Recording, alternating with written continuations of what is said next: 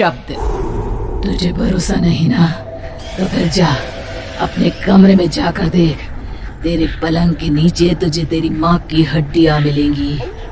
प्रभात दौड़कर अपने कमरे में जाता है और अपने पलंग के नीचे देखता है। वहां पर सचमुच एक कंकाल पड़ा हुआ था और उसके शरीर पर जो कपड़े थे वो प्रभात की माँ के थे। क्या बात है, आज तो आप सुबह से ही बहुत बिजी हैं।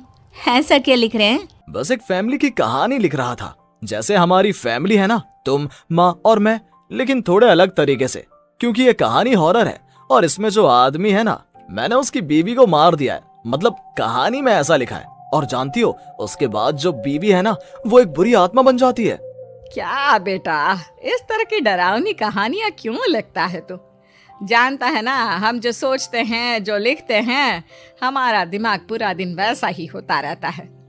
माँ, परेशान होने वाली क्या बात है? राइटर हूँ मैं, मेरा तो काम है कहानियां लिखना। और वैसे भी ये सिर्फ एक कहानी है माँ, कोई सच नहीं है। उसके बाद कुछ दिन बीत जाते हैं। एक रात प्रभात को अपने ऑफिस से लौटने में देरी हो जाती है।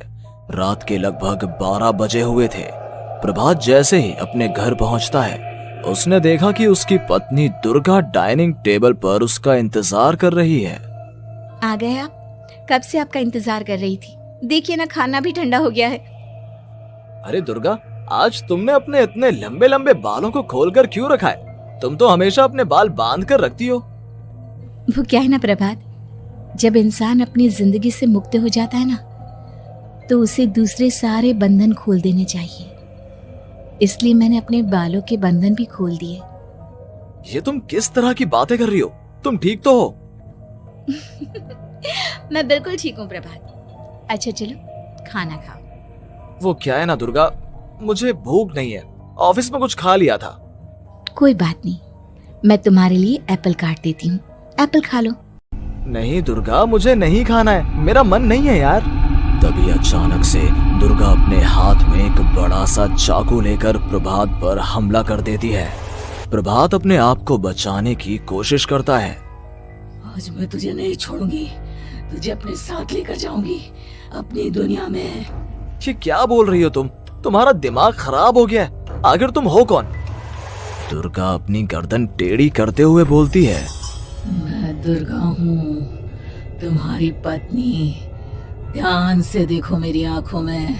प्रभात बुरी तरह से डर जाता है और घबराहट में वो चाकू अपनी पत्नी के पेट में मार देता है। उसकी पत्नी की वहीं के वहीं मौत हो जाती है और उसकी चीख की आवाज सुनकर उर्मिला दौड़ते हुए बाहर आती है। ये तूने क्या किया प्रभात? तुमने अपनी पत्नी का खून कर दिया। लेकिन तू तो उसे बहुत प्यार करता था बेटा। तूने बहू को क्यों मार डाला? माँ, ये आपकी बहू नहीं थी, इसके अंदर कोई बुरी आत्मा घुसाई थी। मैं नहीं जानता ये सब कैसे हो गया, लेकिन वो मुझ पर हमला कर रही थी, मुझे मारने की कोशिश कर रही थी। माँ, मैंने कुछ नहीं किया। ये तूने क्या कर दिया बेटा? दुर्गा ने मुझे कहा था कि वो तेरी कहानी के उस कैरेक्टर की तरह एक्टिंग करके तुझे डराने की कोशिश करेगी। अरे वो तो तेरे साथ मजाक कर रही थी। हे भगवान, ये क्या हो गया? इसका मतलब दुर्गा। लेकिन माँ, मैंने जो कहानी लिखी थी उसमें भी ऐसा ही हुआ था। उस औरत ने अपने पति के साथ मजाक किया और गलती से उसके पति ने उसके पेट में चाकू मार दिया। मेरी कहानी सच कैसे हो सकती है? माँ, मुझे बहुत डर लग रहा है। अब ये सोच, दुर्गा की लाश का क्या करें हम? अगर गलती से भी ये बात बाहर फैल गई ना, तो तुझे पूरी जिंदगी जेल की सलाखों के पीछे रहना पड़ेगा। एक काम करते हैं माँ, हम घर के पीछे वाले बगीचे में उसकी लाश को दबा देते हैं। अगर कोई पूछेगा तो कह देंगे कि उर्मिला अपने मायके गई और फिर एक दिन हम भी अचानक यहाँ से कहीं दूर चले जाएंगे। कोई नहीं आएगा हमें पूछने, कोई नहीं आएगा माँ, बाद में जो होगा हम देख लेंगे। प्रभात अपनी माँ उर्मिला की मदद से दुर्गा की लाश को अपने घर के बगीचे में गाड़ देता है। कुछ दिन तो ऐसे ही बीत जाते हैं, लेकिन एक दिन अचानक रसोई से आ रही कुछ आवाजें सुनकर प्रभात की नींद खुलती है। प्रभात ने देखा कि वहां पर एक लंबे बालों वाली औरत दूसरी तरफ चेहरा करके खड़ी हुई थी। कौन है? कौन है वहां पर? अरे कौन हो तुम? मैं दुर्गा हूँ प्रभात। क्या हुआ? मुझसे इस तरह के सवाल क्यों कर रहे हो तुम? तुम दुर्गा नहीं हो सकती। दुर्गा तो प्रभात, मैं तुम्हारी पत्नी हूँ, तुम मुझे कैसे भूल सकते हो? 4 दिन के लिए मायके क्या चली गई, तुम तो मुझे भूल ही गए। अब अगली बार ना मैं कहीं नहीं जाऊंगी। पता चला तुमने तो मुझे पहचानने से ही इनकार कर दिया। नहीं, तुम दुर्गा नहीं हो सकती। तुम दुर्गा हो ही नहीं सकती। मैं जानता हूँ ये सब क्या हो रहा है। मैंने अपनी कहानी में लिखा था कि उस आदमी की पत्नी की मौत के बाद एक बुरी आत्मा उसका रूप लेकर उसके घर में आ जाती है। तुम वही हो ना? और अचानक से खूबसूरत दुर्गा का चेहरा काला पड़ जाता है। उसकी आंखें लाल हो जाती हैं और पूरे शरीर पर बाल, लंबे नुकीले नाखून, उसके दोनों पैर उल्टे हो जाते हैं और बेहद डरावनी आवाज में वो चिल्लाकर कहती है, बुरी आत्मा, मेरा खून करके मुझे अपने ही घर में गाड़ कर तू मुझे बुरी आत्मा कह रहा है? मैं तुझे छोड़ूंगी नहीं। और अचानक से प्रभात के घर में बेहद डरावनी आवाजें गूंजने लगती हैं। घर में चारों तरफ बहुत सारी बुरी आत्माएं नजर आने लगती हैं। प्रभात घबरा कर अपनी माँ को आवाज देता है, माँ कहाँ है आप? जल्दी आइए माँ, देखिए ना ये सब क्या हो रहा है। प्रभात ने देखा कि अचानक से उसकी माँ कमरे से दौड़ कर आती है। क्या हुआ प्रभात? और ये लोग कौन है? इन सब की गर्दन टेढ़ी क्यों है?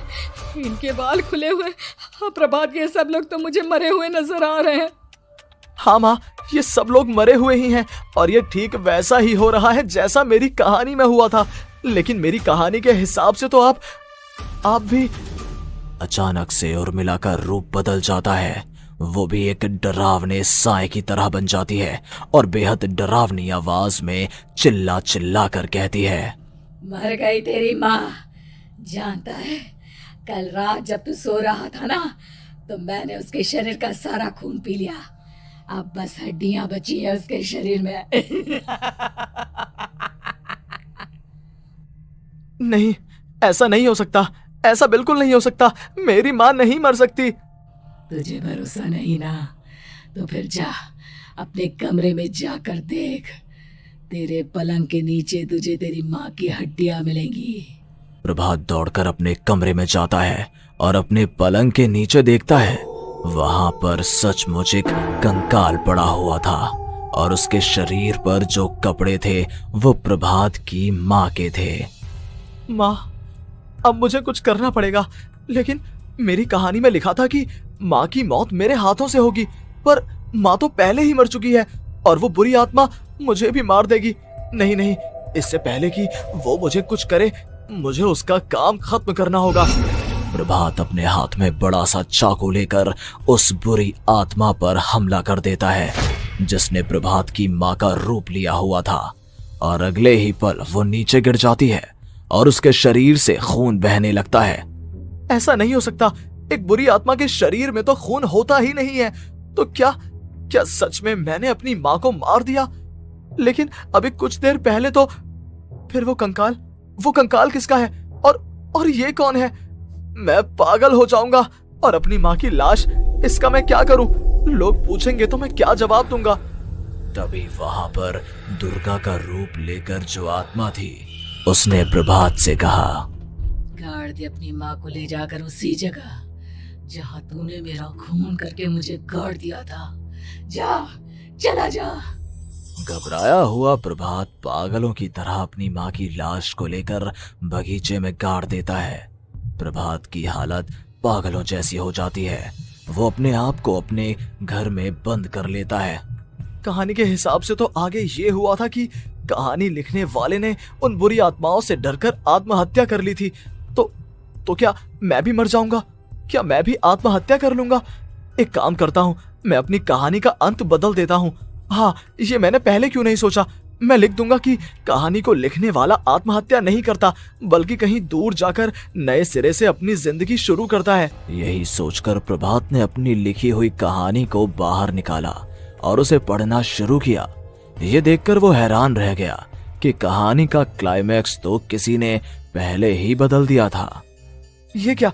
इसमें तो लिखा हुआ है कि आखिर में उस लेखक की पत्नी और माँ दोनों बगीचे में जिंदा दफन थे। बुरी आत्माओं ने उनको कैद करके रखा था और वो लेखक अपनी माँ और पत्नी दोनों को जिंदा बाहर निकाल लेता है। लेकिन लेकिन ये सब लिख किसने दिया?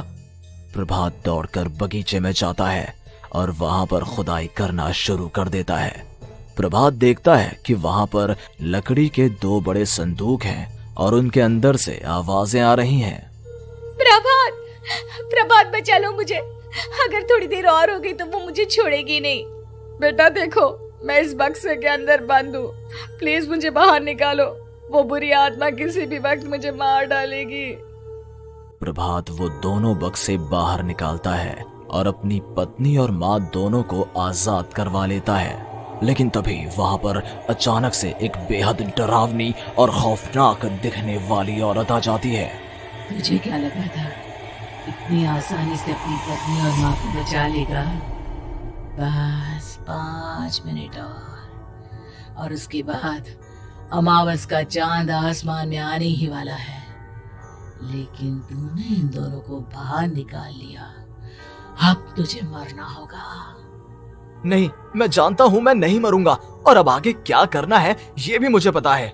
प्रभात, ये बहुत खतरनाक है, हमें मार डालेगी। प्रभात, चलो यहाँ से। नहीं दुर्गा, अब मुझे अच्छी तरह से पता चल चुका है कि इस बुरी आत्मा से हम कैसे पीछा छुड़वा सकते हैं। और इतना कहकर प्रभात अपने हाथ में पकड़ी हुई सिंदूर की थैली उस बुरी आत्मा के ऊपर उछाल देता है। कुछ ही देर में वो जमीन पर गिरकर राख में बदल जाती है। ये सब क्या हो रहा था बेटा? ये सब तुम्हारी लिखी हुई इस कहानी की वजह से हुआ है ना? नहीं माँ, पहले मुझे भी ऐसा ही लगा, लेकिन बाद में पता चला कि बरसों पहले हमारे इस बगीचे की जमीन के अंदर किसी को जिंदा गाड़ दिया गया था और बस उसी औरत की आत्मा हमें परेशान कर रही थी। उसी ने मेरे शब्दों में जान डालकर उस कहानी को जिंदा कर दिया था। मुझे माफ कर दो प्रभात, मैंने आपकी कहानी के साथ छेड़छाड़ की थी और उसे बदल दिया था। माफी मांगने की जरूरत नहीं है दुर्गा, तुम्हारे उस बदलाव की वजह से ही आज हम सब जिंदा हैं, क्योंकि आखिर में कहानी में वो हुआ जो तुमने लिखा था।